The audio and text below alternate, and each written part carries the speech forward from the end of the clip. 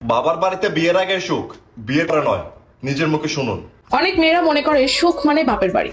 অনেক মেয়েরা আছে স্বামীর অবাধ্য হয়েও বাবার বাড়ি গিয়ে অনেকদিন থাকে, স্বামীর সাথে তর্ক করে বাবা মার কাছে গিয়ে থাকে, মানে বাচ্চা কাচ্চার স্কুল ছুটি হয়ে গেলেই বাপের বাড়ি দৌড় দেয়। হাজবেন্ড চাচ্ছে না, পছন্দ করছে না, বাপের বাড়ি চলে যায়। অনেক মেয়েরা মনে করে বাবার বাড়ি অনেক অনেক সুখ। কিন্তু একটি ডিভোর্সি মেয়ের কাছে গিয়ে কিছুক্ষণ জিজ্ঞেস করবেন বাবার বাড়ি কেমন সুখ, খুব ভালো অ্যান্সার দিয়ে দিবেন। বাবার বাড়ির চেয়ে জাহান্নাম আর বড় জাহান্নাম পৃথিবীতে নাই। অনেক ডিভোর্সি মেয়ের কথা শুনেছি, তাদের একটাই কথা, আমার সিদ্ধান্ত ভুল ছিল, আরেকটু যদি মানিয়ে নিতাম, আরেকটু যদি ধৈর্য ধরতাম, আরেকটু যদি অপেক্ষা করতাম, আরো 2টা বছর যদি সংসার করতাম, তাহলে আমার এই সংসারটা টিকে যেত, আমার এই ভুলটা থাকতো না, আমি অন্যের কথা শুনে এই কাজটি করেছিলাম, আমি অন্যের দ্বারা প্রভাবিত হয়ে এই কাজটি করেছিলাম। এরকম কথাই তারা শোনা যায়। এবং বিশেষ করে ডিভোর্সি মেয়েদের কাছে একটা জিনিস জিজ্ঞেস করবেন, বাবার বাড়িতে কেমন সুখ ডিভোর্সের পরে। একটা কথা বলি, প্রাপ্তবয়স্ক মেয়েদের সুখ স্বামীর বাড়িতেই, প্রাপ্তবয়স্ক ছেলেদের সুখ তাদের চাকরিতে, এর কোনো বিকল্প নাই। কারণ একটা চাকরিজীবী ছেলে যখন বেকার হয়ে আবার বাবা মার ঘাড়ে পড়ে, তখন বাবা মা তাকে আর ভালোবাসে না, কারণ এতদিন তার টাকা পয়সা দেখে ফেলেছে, এখন এই শূন্য ছেলেকে দেখতে ভালো লাগে না।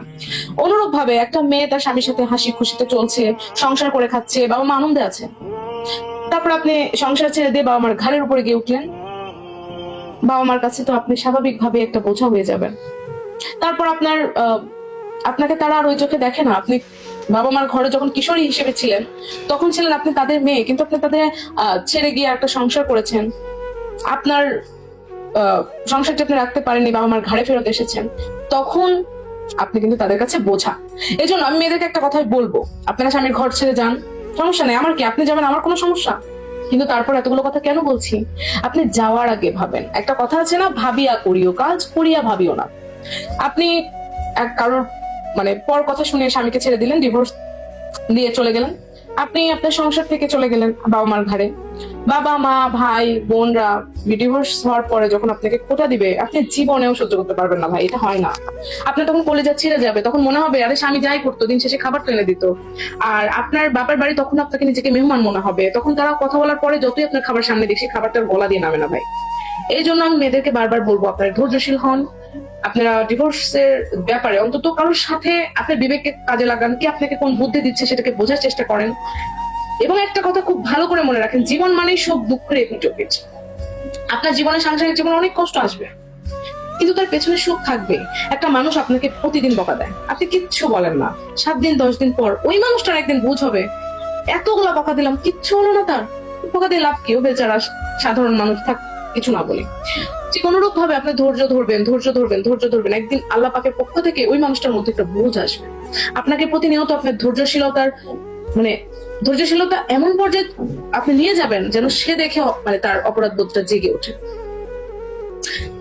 আর অন্যের কথায় পরিচিত হয়ে কখনো নিজের সংসার ছেড়ে বাপের বাড়ি যাবেন না। বাপের বাড়ি তো সুখ না। একটা মেয়ের জন্য বিয়ের আগে বাবার বাড়ি মানে যতটা মধুর, মেয়েদের মাথার মধ্যে ওইটাই কাজ করে যে আমার তো অনেক আদর আপ্যায়ন, আমি তো অনেক কিছু জীবনে দেখছি, আমার বাপ মা আমার জন্য একদম জান প্রাণ উজাড় করে দেয়। বা একটা মেয়ের যখন বিয়ে হয়ে ডিভোর্স হয়ে যায়, ওই মেয়ের জন্য বাপ মা জান প্রাণ উজাড় করে দেয়। একটা ডিভোর্স মেয়ের সাথে কথা বলে ডিভোর্স দিবেন। আপনারা যদি মানে মনে করেন আপনার সংসারে তুমুল অশান্তি, তুমুল কষ্ট, আপনাকে একদম ডিভোর্সে যাইতেই হবে, যদি এরকমটা মনে হয়, তাহলে আমি আপনাকে একটা কথা বলি, আপনি ভাই কারোর কাছে যাওয়া লাগবে না, কোনো ডক্টর কনসাল্ট করা লাগবে না, কোনো আত্মীয় স্বজন বন্ধু বান্ধব কারোর পরামর্শ নেওয়া লাগবে না। আপনি খুঁজে বের করবেন যে কোনো ডিভোর্সি মেয়ে ডিভোর্সের পরে বাবার বাড়িতে থাকে, তার অভিজ্ঞতাটা জানার চেষ্টা করবেন, তখন সে আপনাকে বুঝাই দিবে আসলে কোনটা আপনি করবেন, কোনটা করবেন। একদম সত্যি কথা, কিন্তু পুরুষ মানুষের মধ্যে সব থেকে বেশি যেটা কম সেটা হচ্ছে ধৈর্য। রাগ বেশি, অভিমান বেশি। আর বউ মানে কি, বউ হচ্ছে সকল পরিস্থিতিতে বুদ্ধিমত্তার সাথে সমাধান করা। রাগারাগি মারধর করে বাপের বাড়ি চলে যাওয়াটা এটা কোনো সমাধান হতে পারে না। একটা সংসারে ঝামেলা হতে পারে, সবকিছু সমাধান করে দুজনকে মিলেমিশে থাকাটাই উচিত। আর শ্বশুর বাড়িতে শ্বশুর শাশুড়ি হয়তো অনেকে অনেক কিছু বলে, অনেক কটু কথা বলে, কিন্তু এগুলো এক সময় মেনে নিতে হয়। আর একজন ডিভোর্সি মেয়ে জানে ডিভোর্সের পর এক বাবার বাড়ি কতটা ভয়ানক।